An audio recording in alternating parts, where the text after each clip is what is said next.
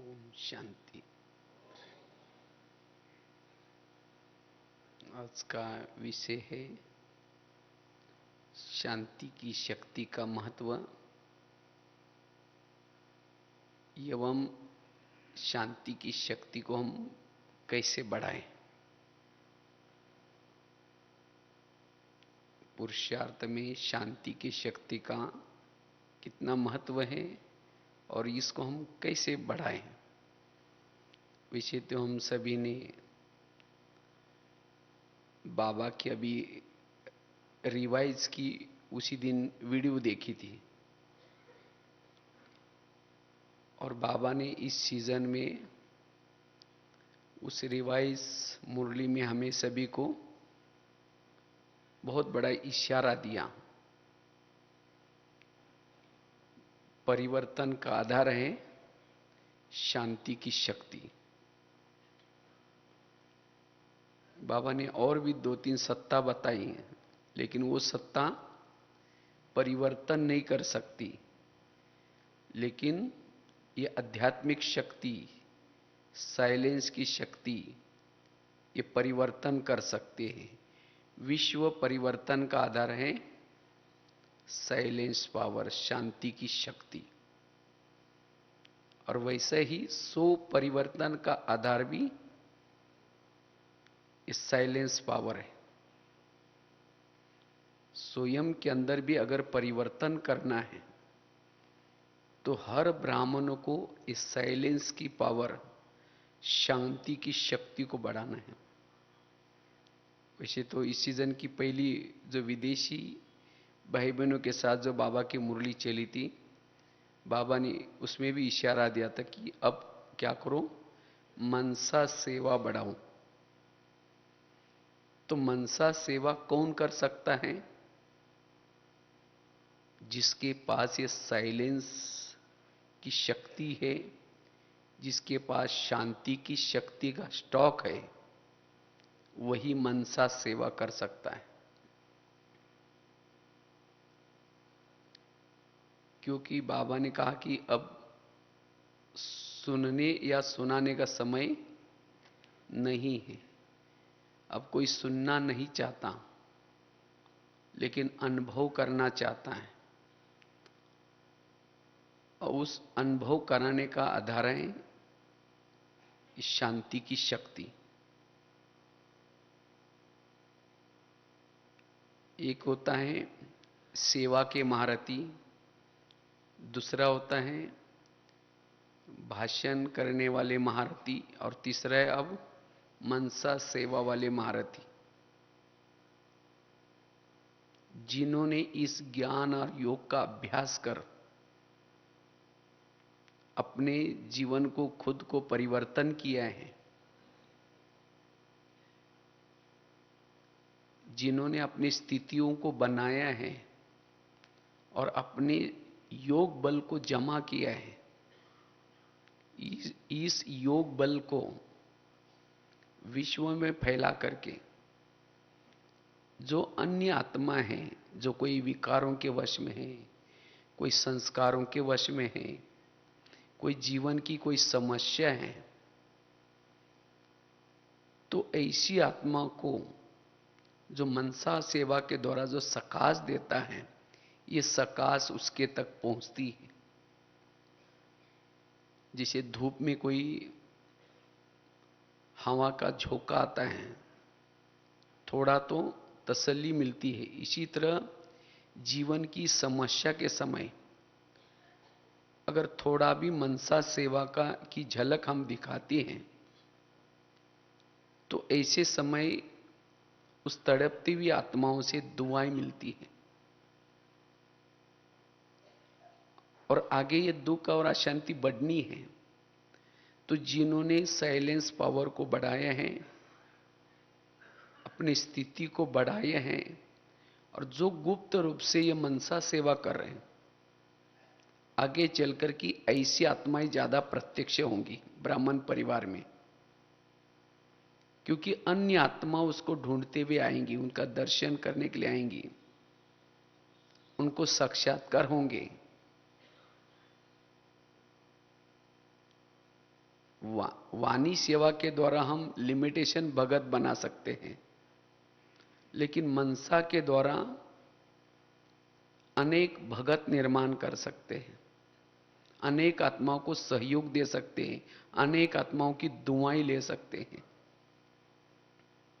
इसलिए बाबा कहते हैं बच्चे ये मनसा सेवा बढ़ाओ, लेकिन उसका आधार है साइलेंस पावर। हम अपने संस्कारों को भी बदल सकते हैं, औरों के संस्कारों को बदल सकते हैं, उनके जीवन में जो समस्या है उस समस्या के समय उनको मदद कर सकते हैं। तो बाबा चाहते हैं अब ऐसी सेवा करें। इसलिए वर्तमान समय हर ब्राह्मणों के पुरुषार्थ में शांति की शक्ति, साइलेंस पावर बड़ी आवश्यक है।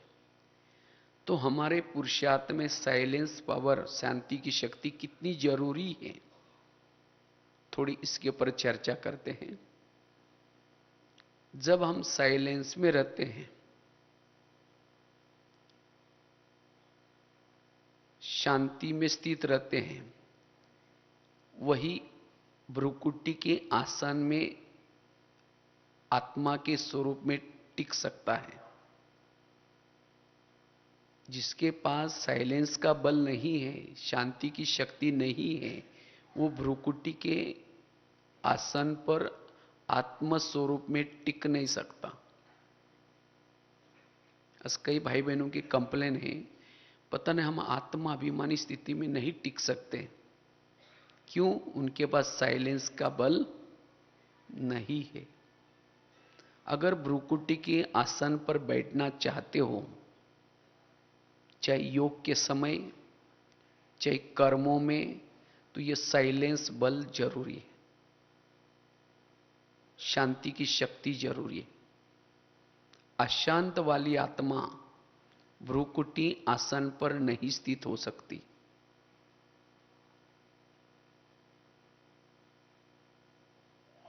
और जो आत्मा अशांत है, मन में कोई ना कोई निगेटिविटी है, ऐसी आत्मा परम धाम में भी अपने आदि स्वरूप में, अनादि स्वरूप में स्थित नहीं रह सकती। अगर अनादि स्वरूप में स्थित रहना है, इसलिए साइलेंस बल जरूरी है।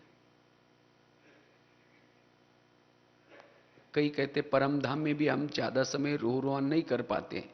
क्यों? साइलेंस का बल नहीं। तो जिसके पास ये साइलेंस का बल है, साइलेंस पावर है, ऐसी आत्मा शांति धाम में भी, अपने घर में शांति सागर के पास बैठ सकती है। जितना हमारे पास साइलेंस बल है, शांति की शक्ति है, उतना हम कर्म योगी स्थिति बना सकते हैं, कर्मों में योग युक्त बन सकते हैं।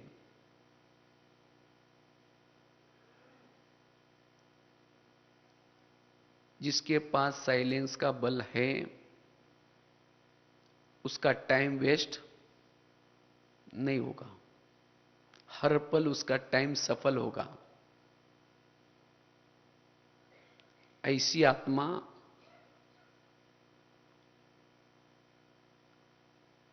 अनेक प्रकार की सेवा कर सकती है, डबल सेवा। हाथों से कर्म कर रहे हैं और साथ में वाइब्रेशंस भी फैला रहे हैं, डबल सेवा होगी। जिसके पास साइलेंस का बल है, आत्मा की प्यास बुझती रहेगी। जिसके पास जितना साइलेंस का बल है, उसकी आत्मा की तमन्नाएं, इच्छाएं, जो भी कुछ तृष्णाएं समाप्त होगी। उसका मन भटकने से, उसका मन नहीं भटकेगा, मन चुप रहेगा, शांत रहेगा, क्योंकि उसके पास साइलेंस का बल है। जिसके पास शांति की शक्ति नहीं है, उसका मन भटकता है। बुद्धि भटकती है। इतना ही नहीं, उसके कर्मेंद्रिया भी उसके कंट्रोल में नहीं होगी। जिसके पास साइलेंस का बल नहीं है, उसकी कर्मेंद्रिया भी उसको धोखा देती रहेगी। इसलिए बाबा कहते बच्चे इस बल को बढ़ाओ। जिसके पास साइलेंस का बल है, वो कोई भी अपने पुराने जो संस्कार है उस संस्कार के वश नहीं होगी। क्यों? साइलेंस बल से आत्मा को अति इंद्रिय सुख मिलता है। जब आत्मा साइलेंस की स्थिति में रहती है, शरीर में एक प्रकार के वेव्स फैलते हैं जिसे अतीन्द्रिय सुख मिलता है। और जिसको यह अतीन्द्रिय सुख मिलता है वो क्षणिक, चाहे वस्तु चाहे वैभव, इसके पीछे नहीं दौड़ेगी। विकारों के पीछे, संस्कारों के पीछे वो आत्मा नहीं दौड़ेगी। इसलिए बाबा कहते बच्चे साइलेंस का बल बढ़ाओ, जिससे आप अपने पुराने संस्कारों के पर भी जीत प्राप्त कर सकेंगे। जितना हम साइलेंस स्थिति में रहते हैं, अंतर्मुखी बन सकेंगे।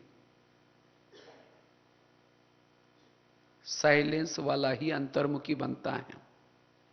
जिसके पास साइलेंस का बल है, वो समेटने की शक्ति उसके अंदर आएगी, वो समेटेगा। अब घर चलना है।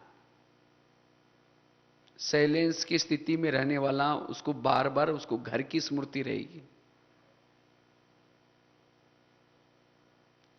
इसीलिए बाबा कहते बच्चे इस शांति की शक्ति को बढ़ाओ अपने अंदर।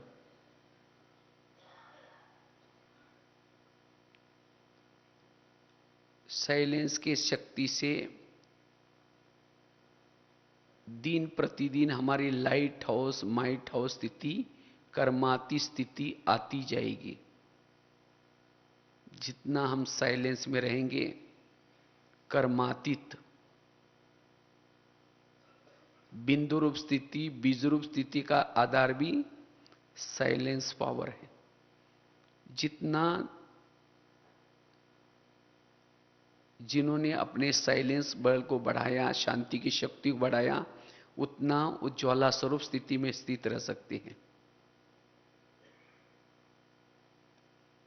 ऐसी आत्मा देखते हुए भी न देखने की अनुभूति कर सकते हैं। जो साइलेंस में रहते हैं उनका साक्षी भाव रहता है। उनके अंदर कंट्रोलिंग पावर, रूलिंग पावर आती है। उसके वाणी में भी बल आएगा, दृष्टि में भी बल आएगा।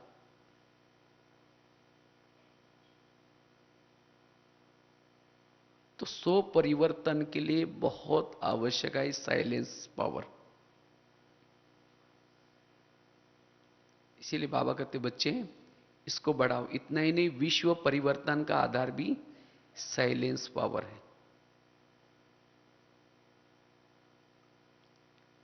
जितना हमारे पास साइलेंस का बल है, उतना हम एकाग्र चित्त रह सकते हैं, एकाग्रता का अनुभव कर सकते हैं। इसीलिए इस शक्ति को अब हमें पुरुषार्थ में क्या करना है? बढ़ाना है। इससे हमारे अंदर काफी सारा परिवर्तन आएगा। अशरीरी बन सकेंगे, आत्मानुभूति कर सकेंगे,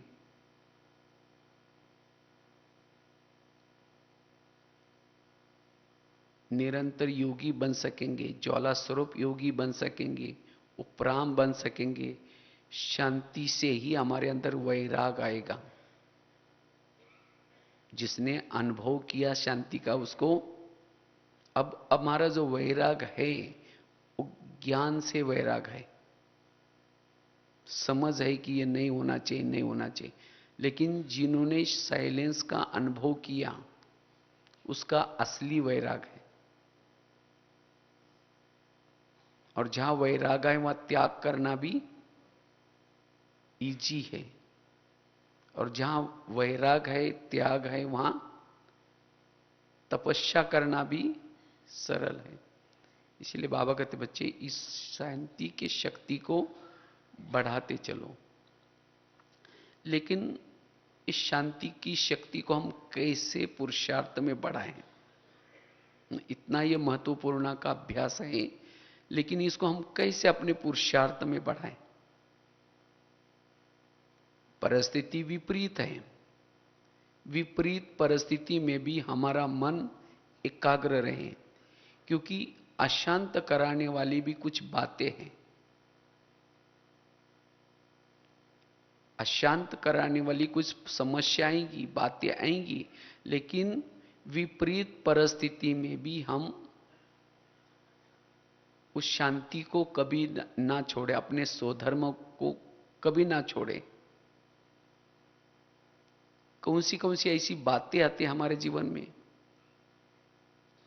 समझे कोई अगर आपका अपमान करता है तो मन में क्या हो जाता है? अशांति पैदा होते हैं। क्या क्यों की क्वेश्चन शुरू हो जाते हैं। आखिर उसने मेरा अपमान क्यों किया, मेरे को उसने क्यों बोला? पहले तो खुद के मन में आएगा, फिर दूसरों को भी शेयर करेंगे। मन अशांत हो गया। किसी ने पूछा नहीं, किसी ने सम्मान नहीं दिया, कोई बीमार वाली परिस्थिति आई, कोई कार, हम किसी के रास्ते में नहीं गए, लेकिन उसने जानबूझ करके हमारे लिए कुछ कहा, कुछ किया, कुछ विघ्न डाले, कुछ हमारे लिए किसी के प्रति भावना बिगाड़ दी, कुछ हमारे जाकर के बातें सुना करके। तो इसी हर एक के सामने परिस्थिति आती है। तो ऐसे परिस्थिति में भी हम शांति में स्थित रहे। ऐसे विपरीत परिस्थिति में हमारा मन संकल्प विकल्प ना करे। परिस्थितियां विपरीत हो, ऐसे समय में भी हमारा मन असोच स्थिति में रहे, शुभ भावना वाला रहे, दुआएं देने वाला रहे, मन में निगेटिव सोच ना चले, तब जाकर के हमारी वो साइलेंस मेंटेन हो सकती है। तब हमारे पास शांति की शक्ति जमा हो सकती है। जिसको ही बाबा ने भी पिछले सीजन में कहा था, बच्चे हर परिस्थिति में निर्विघ्न बनो। और बाबा ने कहा था कि जब निर्विघ्न बनेंगे, अगले सीजन में जब मैं आऊंगा तो बाबा ने कहा कि दिल पसंद सभा में मैं मिलूंगा। तो बाबा दिल पसंद सभा किसको कहते हैं? जो निर्विघ्न है, क्योंकि निर्विघ्न वाले ही शांति में रह सकेंगे, वही दूसरों को शांति दे सकेंगे, वही वायुमंडल बना सकेंगे। तो अब बाबा ऐसा पुरुषार्थ चाहते हैं। जो निर्विघ्न है उसी का ही चेहरा सदा कैसा रहेगा? खुशनुमा रहेगा, हर्षित रहेगा। ऐसा चेहरा देकर के लोगों को लगेगा इनको परमात्मा पढ़ाता है, इनको कुछ मिला हुआ है, इन्होंने जीवन में कुछ धारणा की है।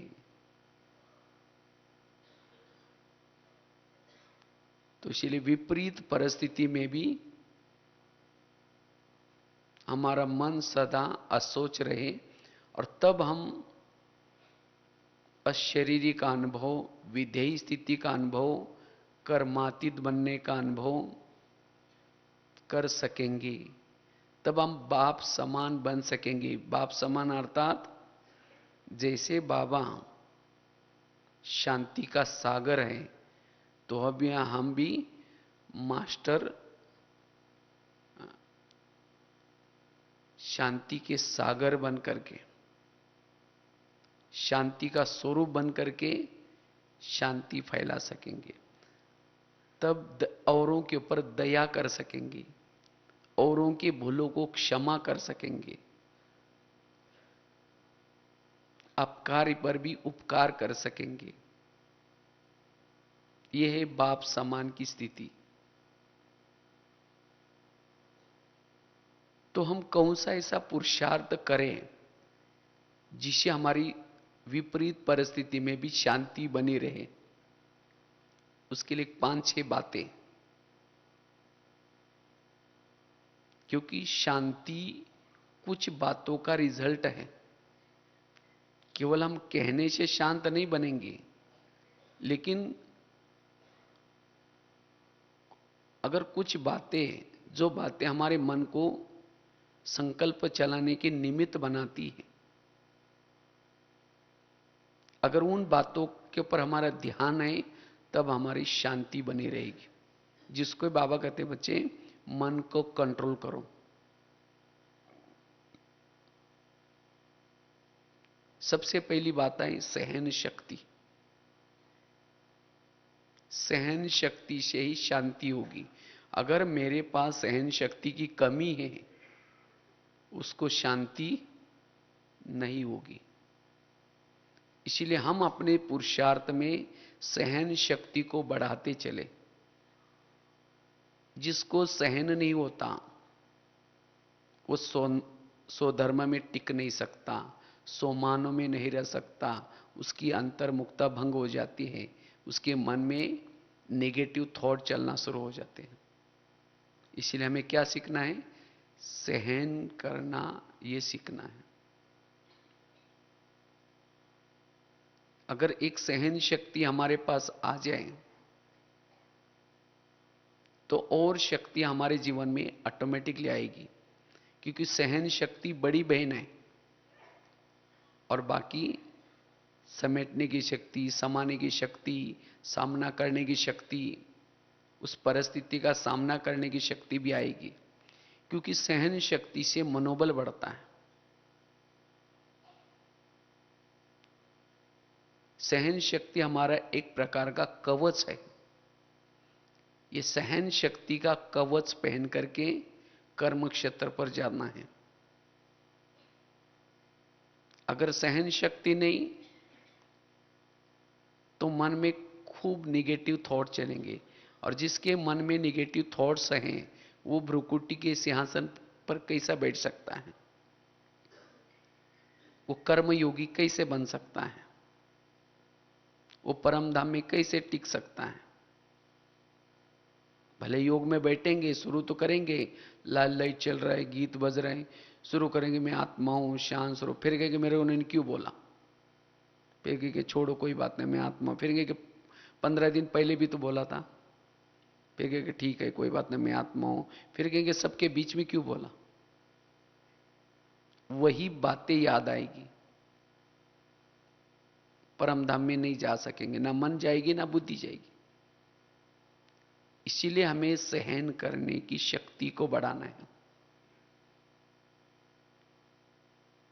जितना जिसके पास सहन शक्ति है, उसके पास शांति की शक्ति का बल जमा होगा, साइलेंस की पावर होगी, और वही मन सा सेवा कर सकता है। इसलिए अपने मन से बातें करो। हे मन, अगर कोई अपमान करता है, कुछ कहता है, किसको कहता है? मन को कहता है, बुद्धि को कहता है, या आत्मा को कहता है? किसको कहता है? किसी ने अपमान किया, किसका किया? मन का किया, आत्मा का किया। मालिक कौन है? आत्मा है। मन और बुद्धि दो उसके बच्चे हैं। लेकिन जब कोई अपमान करता है तो चिल्लाना कौन शुरू करता है? मन सोचना शुरू करता है, मुझे क्यों बोला, मेरे को ऐसा। उस समय मन को समझो, मन उसने मुझे बोला, तुम चुप बैठो। तो जिसने अपने मन के साथ बातें करना सीख लिया, उतना हमारे अंदर कौन सा बल आएगा? सहन शक्ति का बल आएगा। उतना हमारे पास शांति का बल जमा होगा। उतना हमें अनुभव होगा। उसी दिन भी बाबा की कम मुरली चली थी। उसी दिन भी बाबा ने जो पहला, इससे पहला ग्रुप वाला, उसमें एक रिवाइज मुरली अनुभव की अथॉरिटी बनो। लेकिन ये अनुभव की अथॉरिटी कौन बन सकता है? जिसने अपने मन को कंट्रोल किया है। जिसके मन में कंट्रोल नहीं है वो अनुभव की अथॉरिटी नहीं बन सकता। ना उसको आत्मा अनुभव होगा, ना परमात्मा का अनुभव। बाबा ने पिछले सीजन में भी, मुझे लगता है 2 सीजन से बाबा हमें बार बार कह रहे कि बच्चे विरत संकल्प से मुक्त बनो। जिसके अंदर विरत चलता है वो सहन नहीं कर सकता, और जिसके पास सहन शक्ति नहीं वो शांति में नहीं रह सकता। इसीलिए हमें अपने जीवन में सहन शक्ति को बढ़ाना है।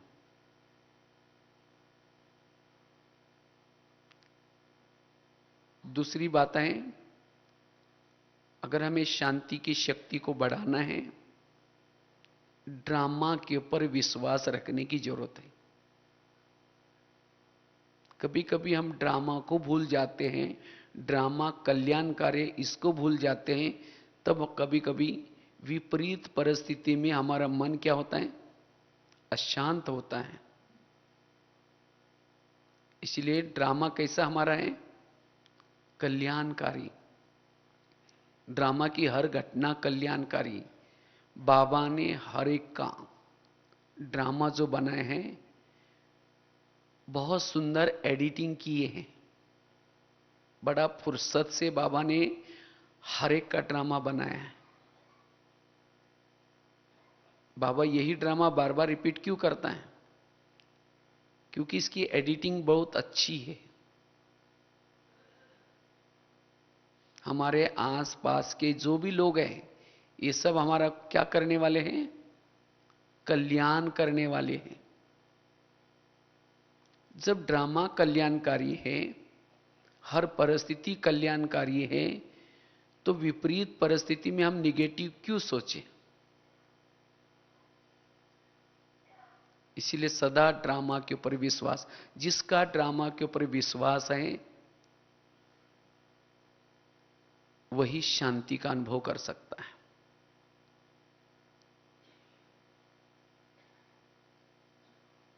हमारे आसपास के जो भी लोग हैं वो सब कल्याण करने वाले हैं। कभी कभी समझो कोई किसी को पति बन करके कोई तंग करता है, कोई सास बन करके तंग करते हैं, या कोई पड़ोसी बन करके तंग करता है, तो इसे हर एक के जीवन में कोई ना कोई विपरीत परिस्थितियां होती हैं। और ये उसके जीवन की विपरीत परिस्थितियां यही मन को निगेटिव सोचने के लिए मजबूर करती हैं। हम चाहते नहीं हैं, लेकिन तो भी अगर कोई कुछ ऐसी विपरीत परिस्थिति निर्माण करता है तो हम कहते हैं ये मेरे साथ ऐसा क्यों करता है, मेरे लिए ऐसा क्यों करता है। लेकिन ये परिस्थितियां हमें कल्याण की तरफ लेके जाने वाली है। अब समझो कोई माता जी है, उसका अपना पति शराबी है, उसकी विपरीत परिस्थिति क्या है? उसका पति शराबी है, मारता है, पीटता है, झगड़ा करता है, और उस माता जी के मन में अशांति है। उसको देखते ही उसको मन में बार बार आता है कि ये क्यों पी पी के आता है, फिर ऐसा करता है, फिर ये करता है। रहना तो उसके साथ में रहना है, छोड़ के तो नहीं जाना। लेकिन तो भी उसको देखते ही उसको क्या हो रहा है? मन में निगेटिव विचार आ रहा है। उसको दुआ देने के बजाय और उसके लिए निगेटिव सोच रहे हैं। इससे और वो तंग होगा और शराब पिएगा। उसके बजाय उस परिस्थिति में भी हम उसको दुआएं दे, शुभ भावना दे, वो बदल भी सकता है। उस माता के लिए तो पति तो बहुत मिले होंगे ना। सतयुग में मिला होगा, त्रेता में मिला होगा, द्वापर में मिला होगा, अभी भी मिला है। हर जन्म में पति, अच्छे अच्छे पति मिले हैं। सतयुग का पति तो बहुत अच्छा होगा, ना शराब पीता था, ना मारता था, ना पीटता था, ना झगड़ा करता था, सोने के महलों में रहते थे, बहुत अच्छी संपत्ति थी, पुष्पक विमान घर के सामने था, वो देवता था। लेकिन उस देवता के कारण उसको क्या शिव बाबा मिला? और अभी का पति शराबी है, मारता है, पीटता है, झगड़ा करता है, लेकिन उसके कारण कौन मिला है? उसको और बोलना चाहिए, बाबा ऐसा ही शराबी 5,000 साल के बाद भी जरूर देना।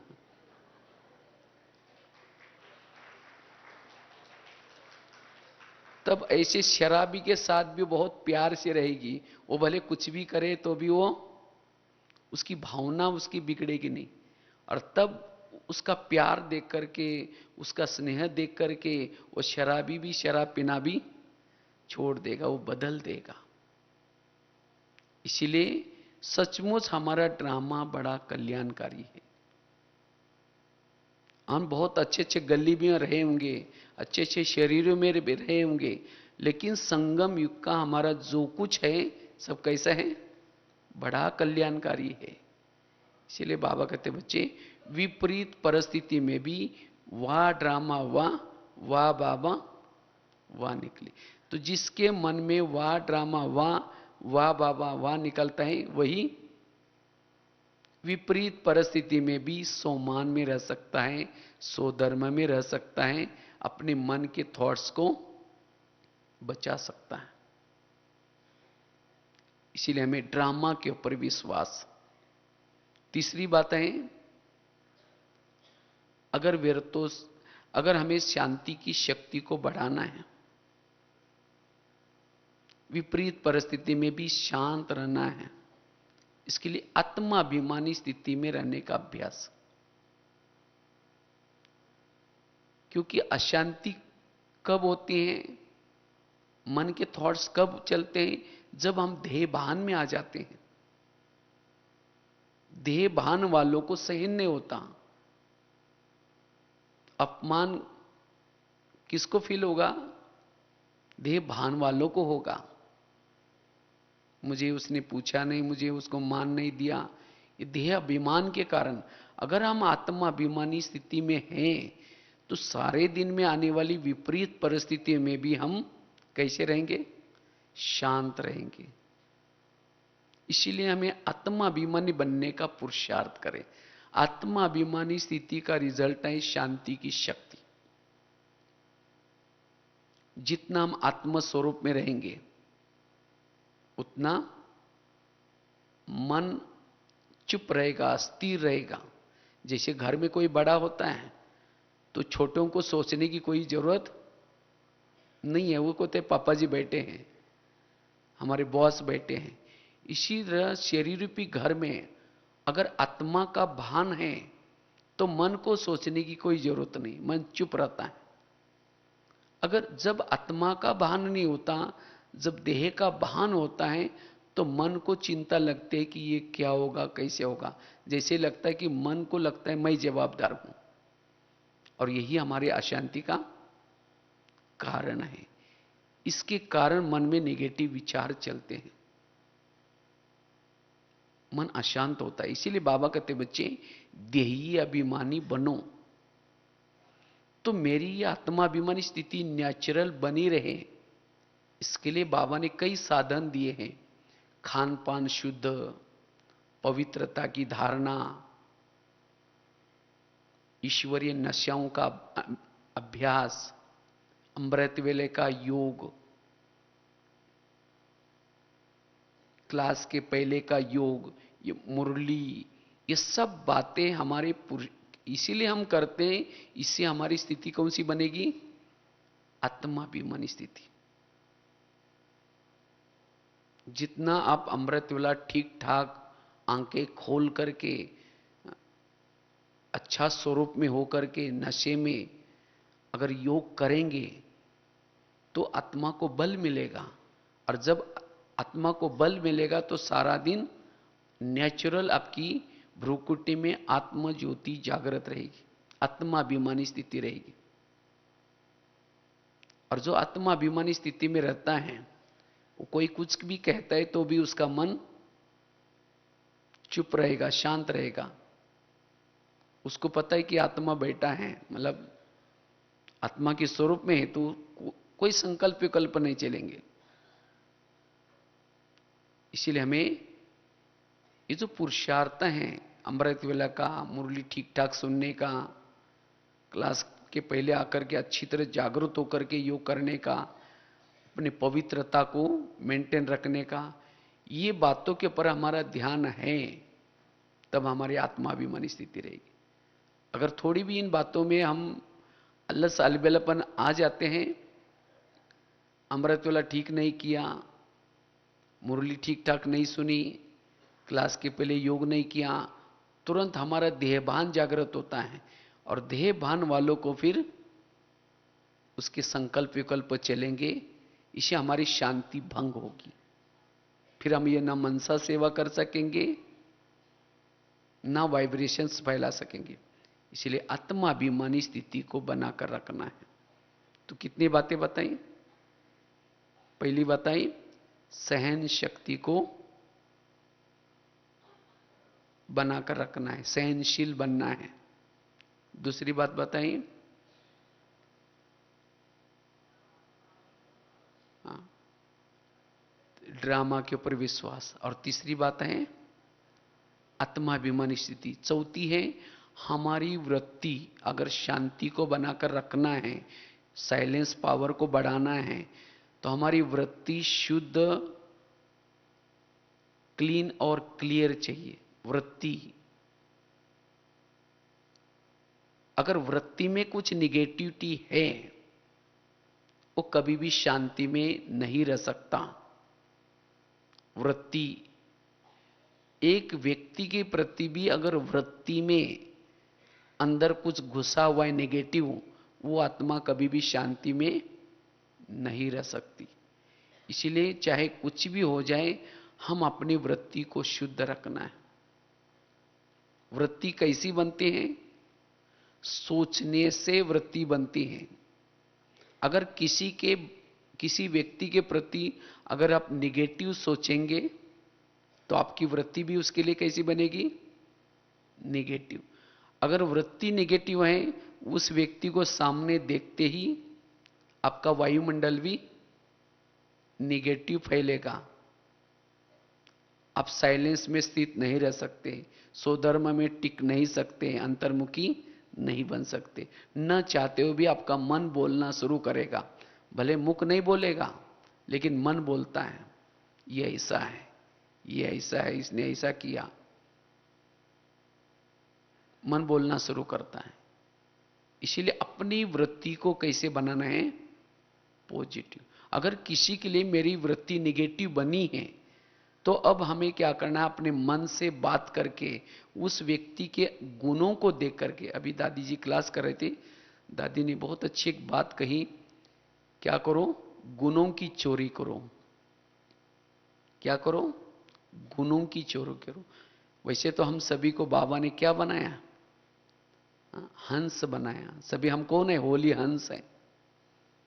और जो हंस वाला है, सबके गुण देखता है, उसके बुद्धि में ही ज्ञान टपकता है, उसके बुद्धि में ही पॉजिटिव चिंतन चलता है।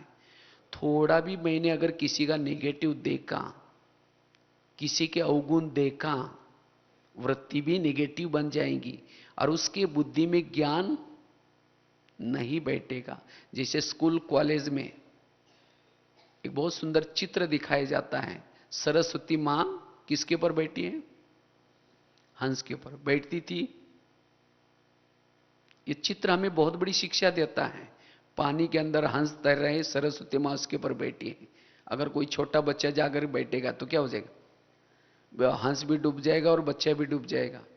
और सरस्वती मां का तो वजन तो 50-60 किलो तो होगा ही। तो वास्तव में चित्र हमें बहुत बड़ी शिक्षा देता है। अगर सरस्वती को बुद्धि में बिठाना है, ज्ञान को बुद्धि में बिठाना है, तो क्या बनो? हंस। हंस अर्थात सबके गुण देखना, सबके गुणों को। बाबा ने जिस गुण को देख करके किसी को चुना है, उसको देखना। और जब सरस्वती प्रसन्न हो जाएगी, सरस्वती बड़ी बहन है, अगर वो प्रसन्न हो जाएंगी तो उसकी बाकी जो बहनें हैं कौन सी, लक्ष्मी, दुर्गा, संतोषी मां,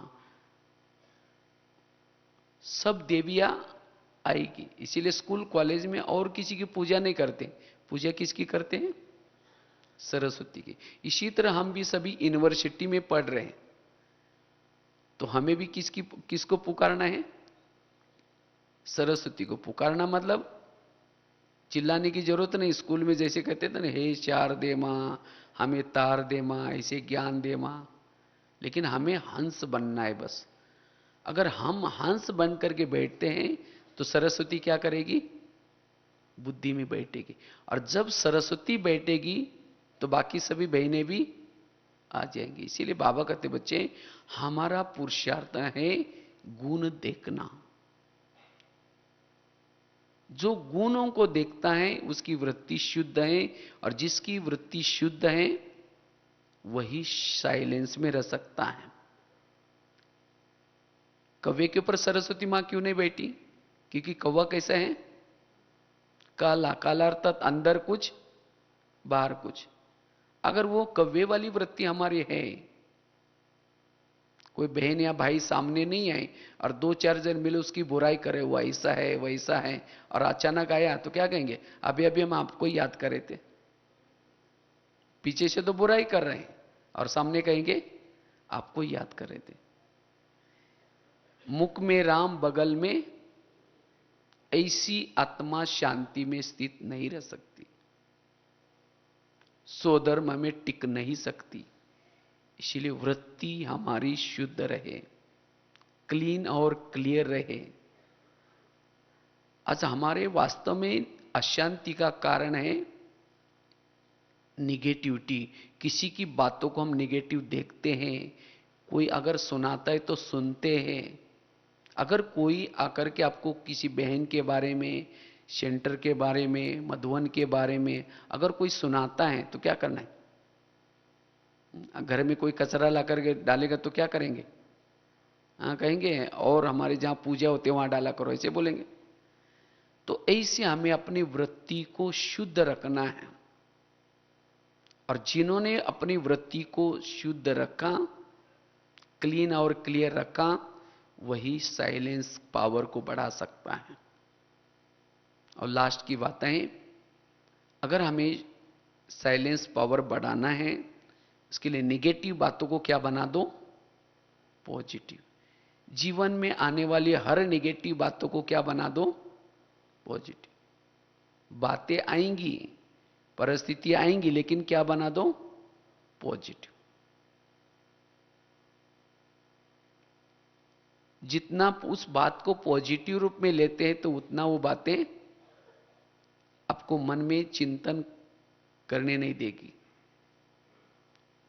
अगर आपका कोई परचिंतन करता है तो क्या सोचो, परचिंतन नहीं किया, इन्होंने मेरा कीर्तन भजन किया। संगम, अगर यहां कोई परचिंतन नहीं करेगा तो कीर्तन भजन कैसे करेंगे। इसीलिए बाबा कहते, बच्चा अगर कोई कुछ कहता भी है तो क्या करो, बाबा ने कहा ना, ग्लानि करने वालों को भी क्या लगा दो, गले लगा दो। आज कईयों को क्या लगता है, हमने बहुत इसको सहयोग दिया, हमने उसको ये किया, फिर भी मेरे लिए ऐसा क्यों करता है। आज बाबा ने देखो, बाबा ने आकर के हमें पढ़ाया, देवी देवता बनाया, सतयुग में गए, तो जब सुखी रहे तो बाबा को याद किया। तो बाबा को लगा कि देखो मुझे, मैंने इन बच्चों को पढ़ाया, लायक बनाया, देवता बनाया, और मुझे अभी पूछते ही नहीं। तो भी बाबा क्या किया, अपने इसमें रहे। इतना ही नहीं, दोपहर में उसी के मंदिर में जाकर के क्या किया, ढोल बजा बजा करके ग्लानि की है भगवान, तुम कुत्ते में, बिल्ली में, टिक्कर में। तो बाबा ने गाली को क्या समझा, ये गाली नहीं दे रहे, मेरा भजन कर रहे हैं। वो गाली को भी क्या समझा, भजन समझ करके बाबा ने क्या किया, निगेटिव को क्या बना दिया, पॉजिटिव। अब ये भी नहीं सोचा जब मैं नीचे जाऊंगा, जिन्होंने गालियां दिया उनको कभी मैं देवता नहीं बनाऊंगा। पिछले कलम में देवता बना करके फंस गया था, अभी जब नीचे जाऊंगा नए लोगों को ढूंढूंगा। सोचा, जब वो ऊपर से आता है ग्लानि करने वालों को क्या करता है, गले लगाता। और इसीलिए वो शांति का सागर है, और इसीलिए वो बिंदु स्वरूप में स्थित है।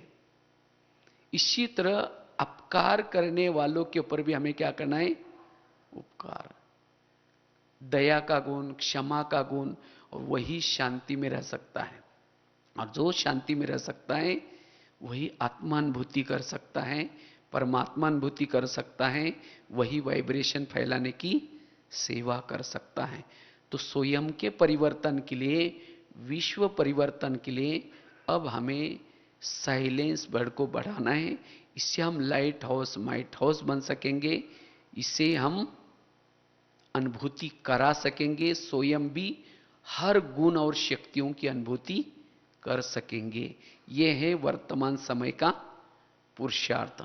तो इसके लिए ये 5 बातें आपको सुनाई। एक तो शांत, सहन शक्ति को बढ़ाना है, ड्रामा के ऊपर विश्वास रखना है, तीसरी बात बताई आत्माभिमानी बनना है, चौथी बताई अपनी वृत्ति को शुद्ध बनाना है, इसीलिए गुणग्राही बनना है, और 5वीं बात निगेटिव को क्या बनाना है, पॉजिटिव, ताकि हमारा मन साइलेंस में रहे, मन चुपचाप रहे। और जिसका मन चुप रहता है उसका अंदर से अंदर से इस साइलेंस बढ़ेगा, और आगे चल करके विनाश काल में हमें बहुत सेवा करनी है मनसा के द्वारा, अभी भी करनी है। तो यह मनसा सेवा के लिए हमें साइलेंस बल बड़ा काम आएगा। ओम शांति। शांति की शक्ति से शांति जग में लानी है। शांत मन हो तन हो शीतल, शांत मन हो तन हो शीतल, ऐसी दुनिया बनानी है शांति की शक्ति से। ओम शांति। आज का विषय है शांति की शक्ति का महत्व एवं शांति की शक्ति को हम